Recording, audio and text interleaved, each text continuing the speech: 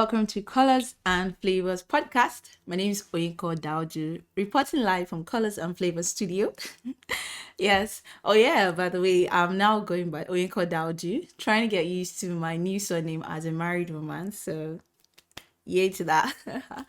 All right. So, October made it 6 years. So, October 6th made it 6 years since I officially started Colors and Flavors. And that's amazing, really amazing feat. And I'm really grateful to God for the learnings, the journey, and I'm grateful to you as well. Thank you so much for being a part of the journey.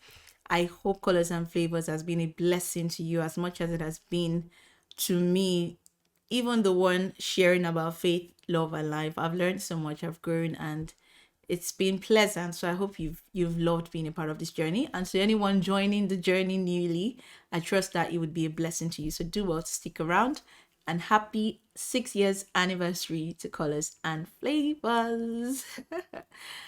All right. So today's episode, we're discussing on how to make friends at church as an adult. This is something that I have personally had to navigate, and I thought it would be helpful to share what I've learned and hopefully shorten the learning curve for you if you're in that phase or if you ever find yourself in such a situation.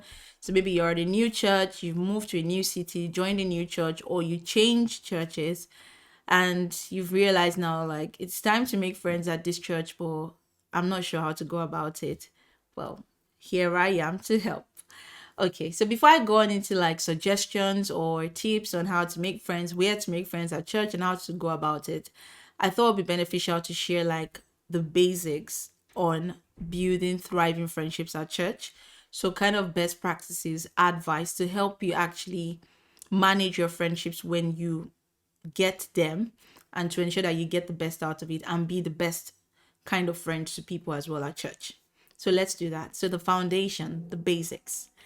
Number one, first thing to keep in mind in terms of making friends at church is to know that church people are still humans just like you.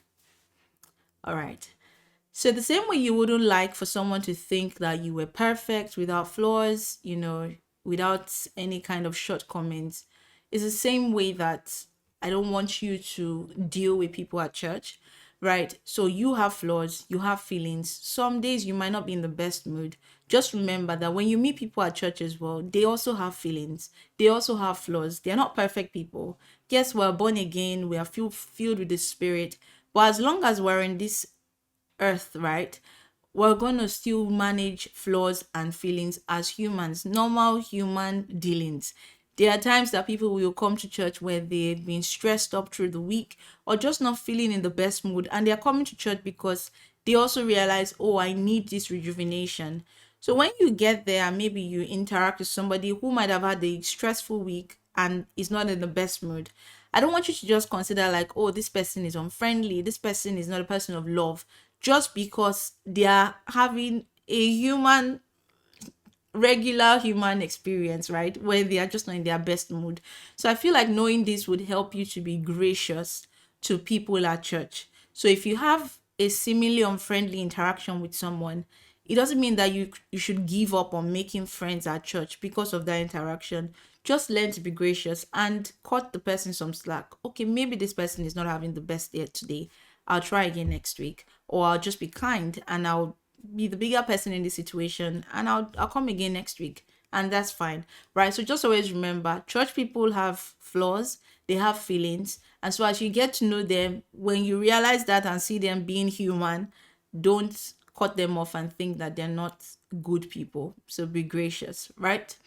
All right. So number two, in terms of the foundation to have in building friendships at church, it's okay to be the first person to initiate a conversation or friendship, right?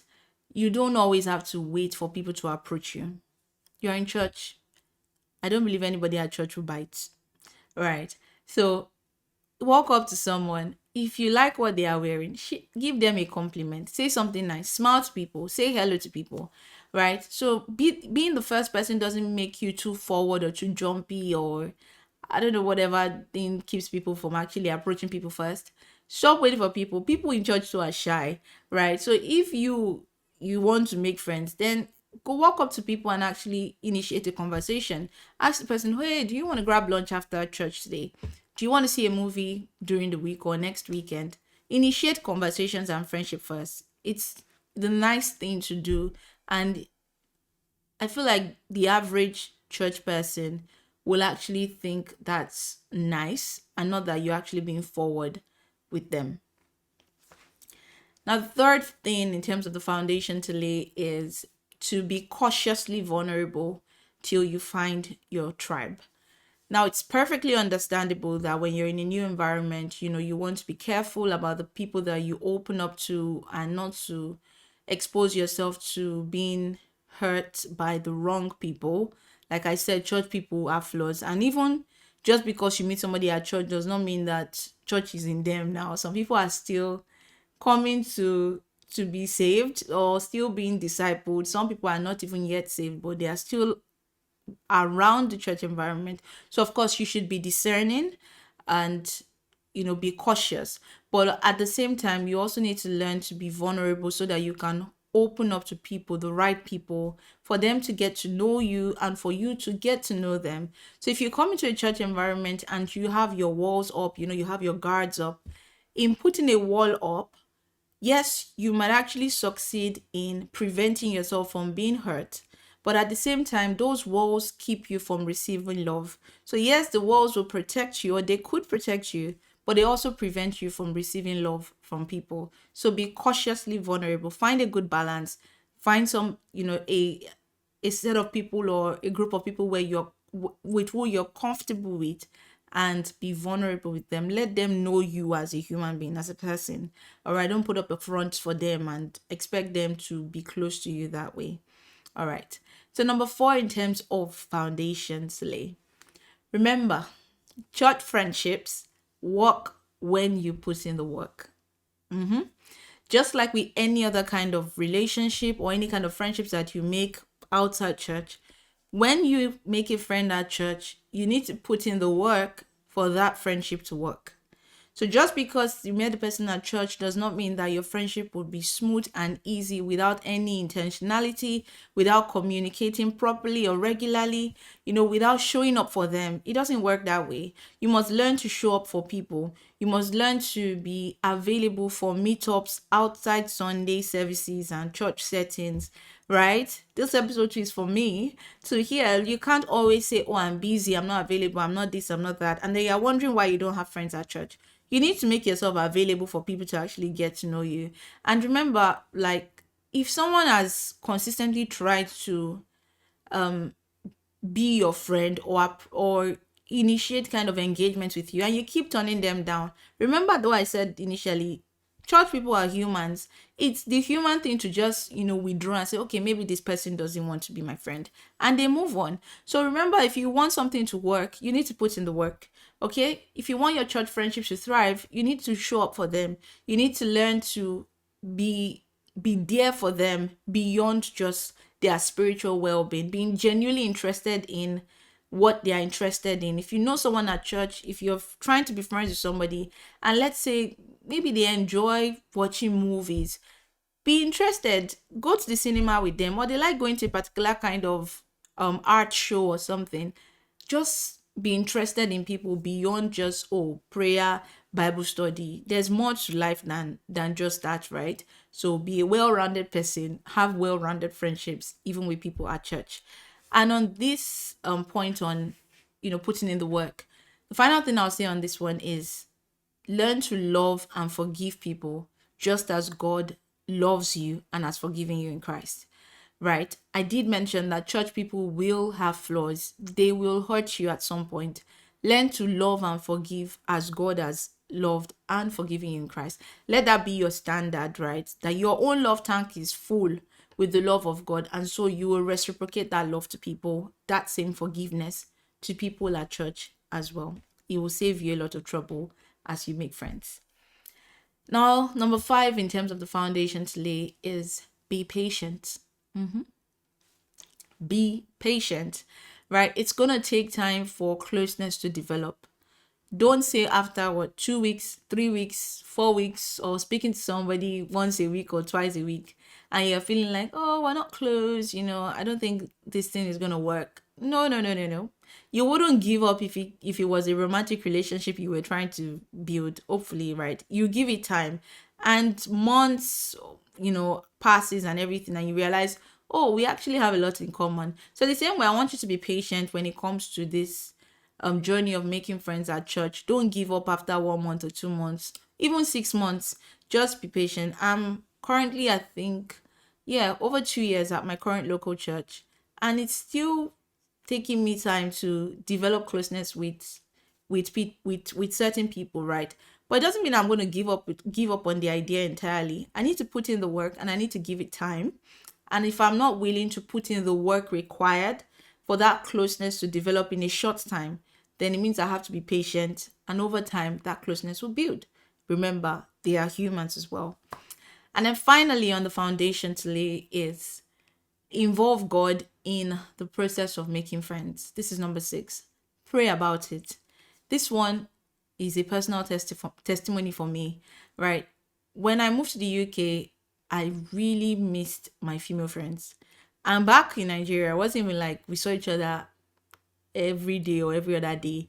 But yeah, there were seasons where we had regular meetups, or from university, we had school classes together. So it was easy.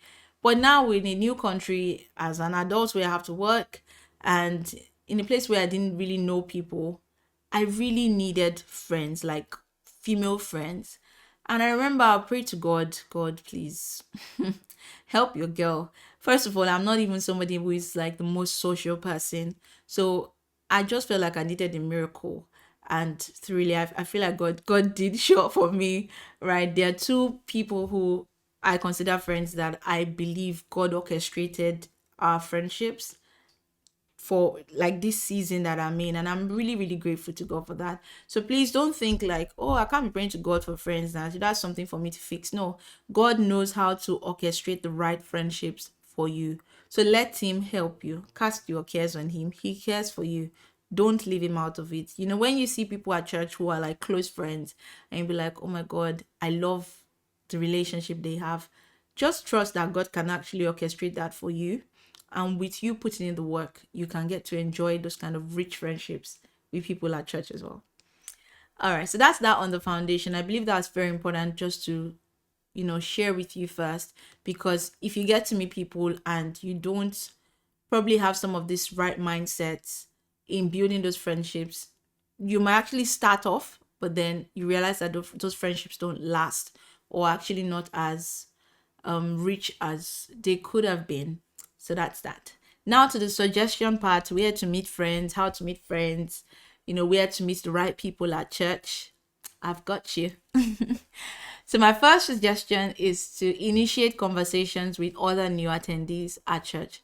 I feel like this one is good for you if you're a new attendee at this church, or a first timer or a second timer at the church.